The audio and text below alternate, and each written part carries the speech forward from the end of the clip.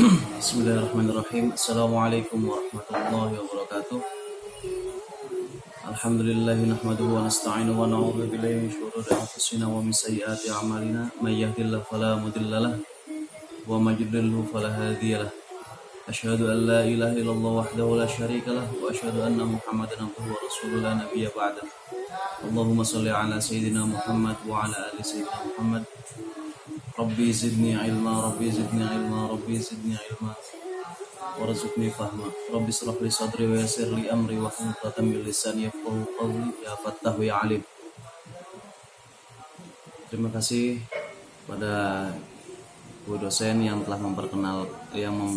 memperkenankan saya untuk menyampaikan materi tentang atau mendiskusikan materi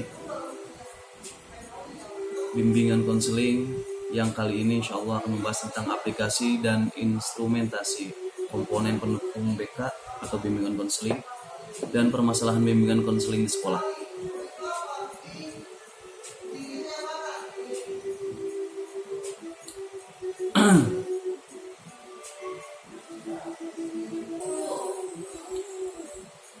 Pada dasarnya bimbingan konseling sendiri yang telah kita bahas di video-video atau di materi-materi sebelumnya, yaitu membahas tentang suatu permasalahan yang terjadi di ranah atau lingkungan sekolah, di mana saat itu klien atau orang yang harus mendapatkan bimbingan konseling bukan hanya dari siswa, akan tetapi pada umumnya itu berkaitan antara siswa.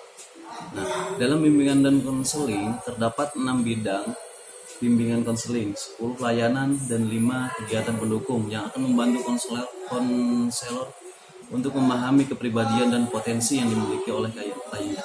Nah, dari sini sudah jelas artinya adanya bimbingan konseling ini untuk menunjukkan arah atau menjadi koridor dalam setiap sekolah yang bertujuan untuk mengawasi, mengontrol gerak-gerik dan kepribadian siswa ketika berada di ranah sekolah. Berbicara tentang kegiatan pendukung, salah satu kegiatan pendukung yang paling tepat untuk membantu konselor dalam mengenal dan memahami kepribadian dan potensi yang dimiliki oleh kliennya dalam kasus ini yaitu siswa adalah aplikasi instrumentasi. Kegiatan ini memiliki beberapa alat baik tes ataupun non-tes yang apabila dilaksanakan dengan baik dan diteliti dengan cermat akan mendapatkan hasil yang akurat. Hasil itu akan memberikan sumbangan besar untuk konselor dalam mengenal dan memahami kepribadian potensi klien atau siswa serta menyelesaikan masalah yang timbul dalam kehidupan kliennya. Nah, di sini sudah jelas artinya dengan adanya tes yang demikian itu akan memudahkan untuk konselor atau pembimbing memahami seseorang siswa untuk menangani masalah yang dihadapinya. Nah, kemudian untuk pembahasan pengertian aplikasi instrumentasi, menurut Prayitno, aplikasi instrumentasi adalah kegiatan yang menggunakan instrumen untuk mengungkap kondisi sesuatu, yang mana bertujuan untuk memperoleh data hasil pengukuran terhadap kondisi tertentu klien atau siswa. Secara umum, aplikasi instrumentasi dapat diartikan sebagai alat yang digunakan untuk mengumpulkan data dan keterangan tentang diri klien atau siswa, baik individu ataupun kelompok, dengan menggunakan instrumen tes ataupun non-tes. Nah, di sini dijelaskan juga bahwa instrumen tes adalah alat pengukur yang mempunyai standar yang objektif, sehingga dapat digunakan secara meluas, serta dapat betul-betul digunakan untuk mengukur dan membandingkan keadaan psikis atau tingkah laku seseorang atau individu itu sendiri. Nah, kemudian di sini juga dijelaskan bahwa teknik tes merupakan suatu kenyataan bahwa manusia dalam hidupnya berbeda antara individu yang satu dengan individu yang lainnya. Tidak ada dua individu yang persis sama, baik dari segi fisik maupun dari segi psikis. Dalam artian, di sini dijelaskan bahwa setiap seseorang memiliki kepribadian, pemikiran dan fisik, ciri-ciri fisik itu masing-masing. Kemudian di sini juga instrumentasi teknik tes merupakan satu kenyataan bahwa manusia dalam hidupnya berbeda antara individu yang satu dan individu yang lain. Oh maaf, itu yang tadi. Terus instrumentasi non-tes adalah alat yang digunakan untuk melihat gambaran tentang kondisi responden atau mereka yang mengerjakan instrumen melalui pengadministrasian yang dimiliki oleh penyelenggara atau konselor sebagaimana apa adanya tanpa menekankan apakah kondisi itu mutunya tinggi atau rendah, benar atau salah. Instrumen non-tes dapat diselenggarakan melalui tulisan atau lisan secara individu atau kelompok. Kemudian di sini bahas tentang hakikat aplikasi instrumentasi dalam layanan BK. Bimbingan dan konseling merupakan suatu pekerjaan yang berkaitan dengan membantu pengembangan diri manusia. Untuk membantu pengembangan dari profesi ini memerlukan alat ungkap diri, yaitu dengan menggunakan aplikasi instrumentasi. Hakikat aplikasi instrumen dalam pekerjaan bimbingan dan konseling adalah sebagai alat bantu sahih dan terpercaya untuk mengumpulkan data yang dipergunakan guna mendukung akuntabilitas konseling. Spektrum instrumen itu sangat luas, mencakup instrumentasi tes dan non-tes. Peran instrumentasi terkait erat dengan setiap unsur hakikat konseling, yaitu penaksiran, diagnosis, dan rencana terapi. Tes standarisasi dalam perspektif konseling digunakan untuk mendukung akuntabilitas baik dalam penafsiran, diagnosis, dan rencana terapi. Kemudian tujuan dan fungsi aplikasi instrumentasi. Yang pertama, tujuan aplikasi instrumentasi. Tujuan umumnya dari aplikasi instrumentasi adalah diperolehnya data hasil pengukuran terhadap kondisi tertentu klien.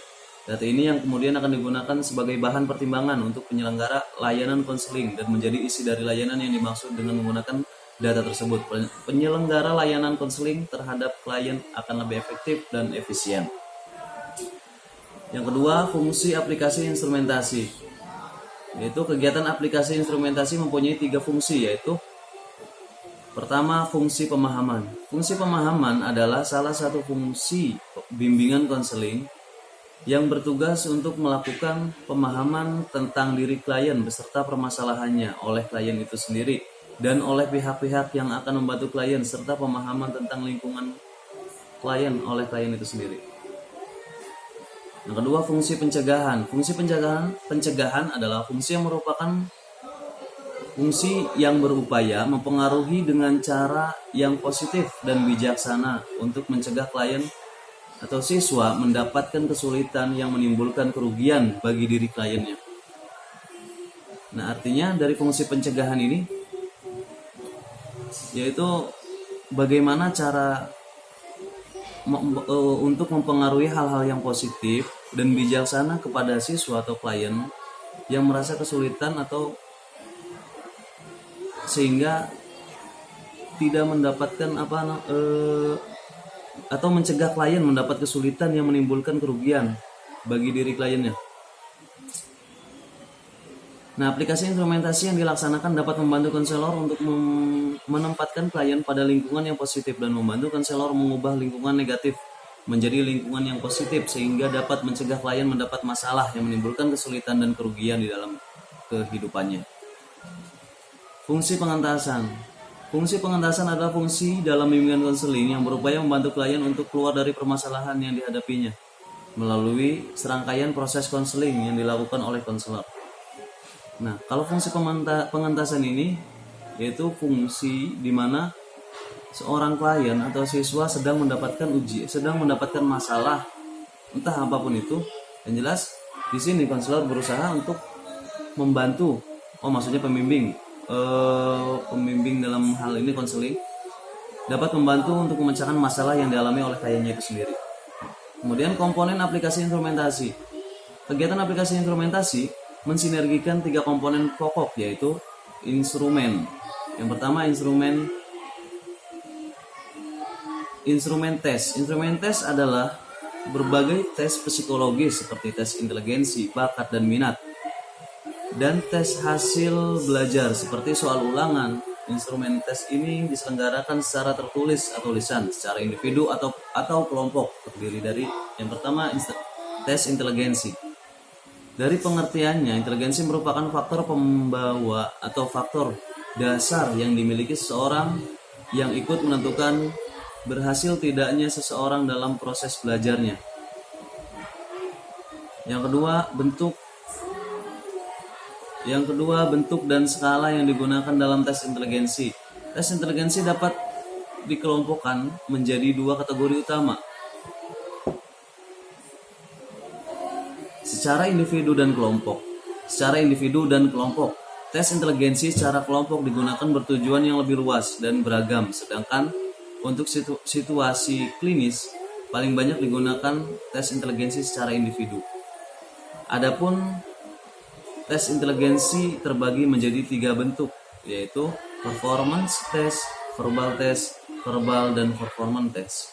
Ada beberapa skala yang digunakan dalam tes inteligensi, antara lain SPM, Standard Progressive Metric, APM, Advanced Progressive Metric, CFEC, Culture Fire Intelligence Test, Weisler-Adolph Intelligence Scale. Penggunaan tes inteligensi bagi klien.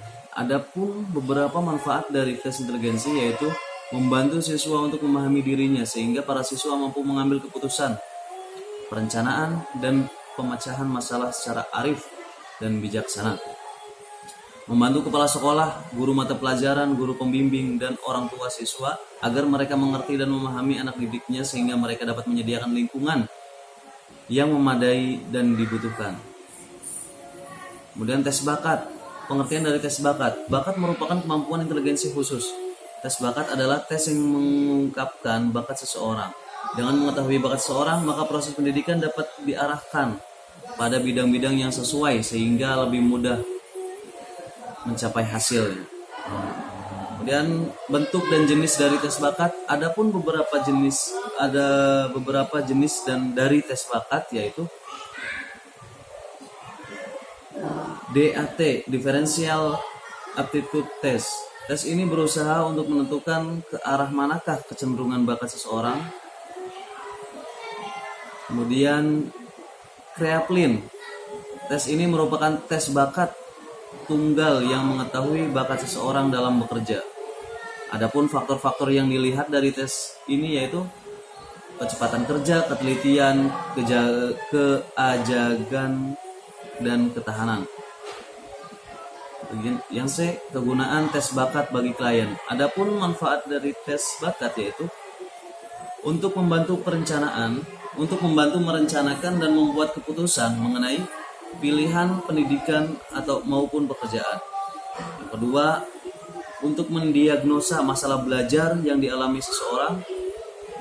Yang ketiga, sebagai sarana untuk mengetahui sedini mungkin bakat-bakat yang dimiliki seseorang.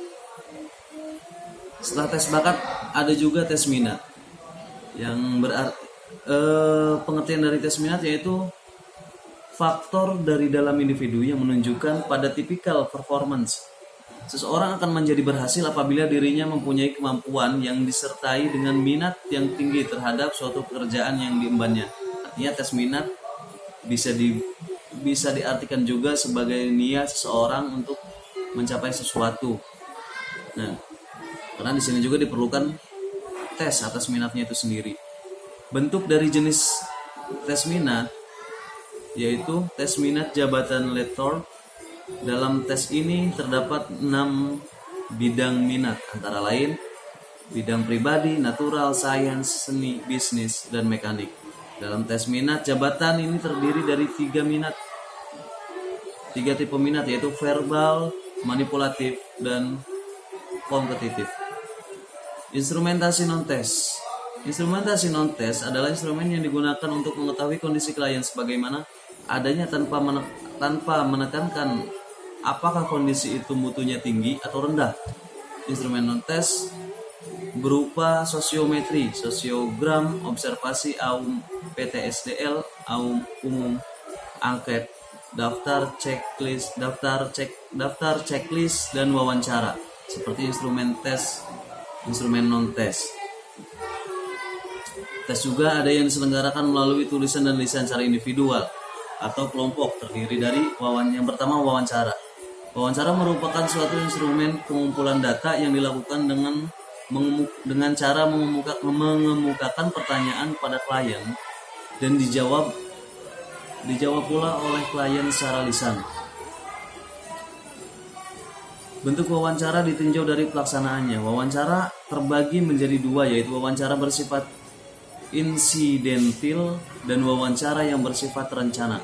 Wawancara yang bersifat insidentil yaitu wawancara yang dilakukan pada waktu-waktu yang dianggap perlu saja, sedangkan wawancara yang terencana yaitu wawancara yang dilakukan pada waktu-waktu yang telah ditetapkan lebih dahulu, artinya telah direncanakan.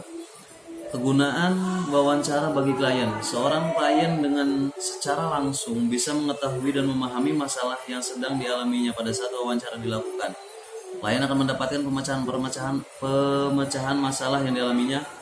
Yang ketiga, wawancara secara langsung. Klien akan lebih terbuka menceritakan permasalahan dirinya. Setelah wawancara, di sini juga ada penjelasan tentang angket, yaitu beberapa pengertian angket menurut para pakar. Menurut W.S. Winkel pada tahun 1987, angket adalah suatu daftar atau kumpulan pertanyaan tertulis yang harus dijawab secara tertulis juga. Menurut Dewa Ketut Soekardi pada tahun 1983, angket adalah teknik pengumpulan data yang tidak memerlukan kedatangan langsung dari sumber data dan para tokoh-tokoh dan banyak penjelasan dari para tokoh yang lainnya. Dari pengertian para pakar di atas dapat disimpulkan bahwa angket adalah suatu alat pengumpulan data yang berupa serangkaian pertanyaan tertulis yang diajukan pada subjek atau mendapatkan jawaban secara tertulis juga. Jenis dan bentuk angket ditinjau dari segi siapa yang menjawab. Angket terbagi dua, yaitu angket langsung dan angket tidak langsung. Angket dikatakan langsung jika angket tersebut dikirimkan dan diisi langsung oleh orang yang akan dimintai jawaban tentang dirinya. Sedangkan angket tidak langsung adalah angket yang tidak dikirim dan diisi bukan oleh orang yang dimintai keterangannya. Angket ini biasanya digunakan untuk mencari informasi tentang bawahan, anak, saudara, tetangga, dan lain-lain. Kegunaan angket bagi klien. Agar klien dapat mengetahui bagaimana hasil belajar efektif. Yang kedua, klien memahami apa-apa saja yang terbekali dalam dirinya, baik dalam lingkungan sosial, masyarakat, dan lingkungan belajarnya. Pengamatan observasi. Pengamatan merupakan teknik untuk merekam secara langsung atau tidak langsung peristiwa atau kegiatan-kegiatan yang sedang terjadi. Teknik ini merupakan teknik yang sederhana dan tidak memerlukan keahlian yang luar biasa. Pengamatan dapat dilakukan secara terencana atau insidentil. Tujuan dilakukannya observasi, mendeskripsikan setting yang dipelajari, mendeskripsikan aktivitas-aktivitas yang berlangsung, mendeskripsikan orang-orang yang terlibat dalam aktivitas, mendeskripsikan makna kejadian dilihat dari perspektif mereka yang terlibat dalam kejadian yang diamati tersebut. Kegunaan observasi bagi klien mengetahui perkembangan dirinya pada tahap-tahap tertentu, memahami tentang kelemahan dan kekurangan, dan juga mengetahui sikap dan perilaku dalam proses belajar berlangsung. Sosiometri. Pengertian dari sosiometri. Secara umum, sosiometri adalah suatu teknik untuk mengumpulkan data tentang hubungan sosial secara individu dengan individu lain, struktur hubungan dan arah hubungan sosial individu tersebut dalam suatu kelompok. Tujuannya, dari data sosiometri individu, kita dapat mengetahui frekuensi pemilihan, yaitu banyaknya yang memilih, intensitas pergaulan, status pemilihan atau penolakan, popularitas dalam pergaulan. Meningkatkan jaringan hubungan sosial seorang individu dengan individu lainnya, meningkatkan hubungan sosial kelompok, dan memperbaiki hubungan insani. Meneliti kemampuan memimpin seorang individu dalam kelompok sosial tertentu, mengetahui bagaimana hubungan sosial berteman seseorang individu. Mencoba mengenali problem penyesuaian diri seorang individu, menemukan mana individu yang ditolak atau diterima dalam lingkungan sosial tertentu.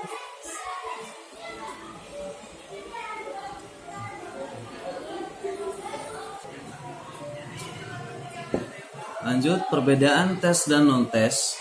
Tes yaitu mengukur pengetahuan kognitif. Selain itu mencakup aspek afektif dan psikomotorik. Yang kedua kualitatif, dan yang ketiga kemungkinan jawaban adalah benar atau salah. Dan non-tes menilai, yang pertama menilai sikap kepribadian afektif, yang kedua kuantitatif, yang ketiga jawabannya kurang pasti, misal setuju, sangat setuju, ragu-ragu, tidak setuju, sangat tidak setuju. Kemungkinan jawaban bergantung pada tes. Responden adalah orang yang mengerjakan instrumen baik tes maupun non-tes melalui pengadministrasian yang dilakukan oleh konselor. Kondisi responden yang diteliti oleh konselor terbentang dari semua karakteristik karakteristik diri seperti umur, jenis kelamin, kondisi fisik, dan psikologis. Penggunaan instrumen. Seorang konselor sangat bertanggung jawab dalam menggunakan data hasil penggunaan instrumen sesuai dengan tugas dan tanggung jawabnya. Konselor berkepentingan menggunakan data hasil instrumen mulai dari perencanaan program kegiatan konseling dalam penyelenggaraan layanan sampai kepada evaluasi hasil dan proses layanan konseling.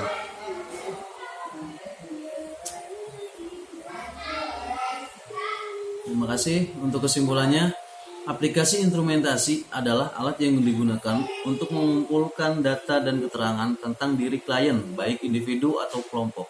Dengan menggunakan instrumen tes ataupun non-tes, data yang berhasil dikumpulkan melalui kegiatan aplikasi instrumentasi akan membantu konselor untuk mengidentifikasi masalah yang dihadapi klien. Jika masalah yang dihadapi oleh klien sudah dapat diidentifikasi oleh konselor, maka seorang konselor akan lebih mudah dalam menyelenggarakan layanan konseling yang sesuai dengan kondisi dan masalah klien, serta akan mampu berjalan dengan efektif dan efisien. Mungkin itu saja. Di sini saya merasa banyak kekurangan dalam penyampaian materi ini. Mohon maaf. Cukup sekian. Assalamualaikum warahmatullahi wabarakatuh.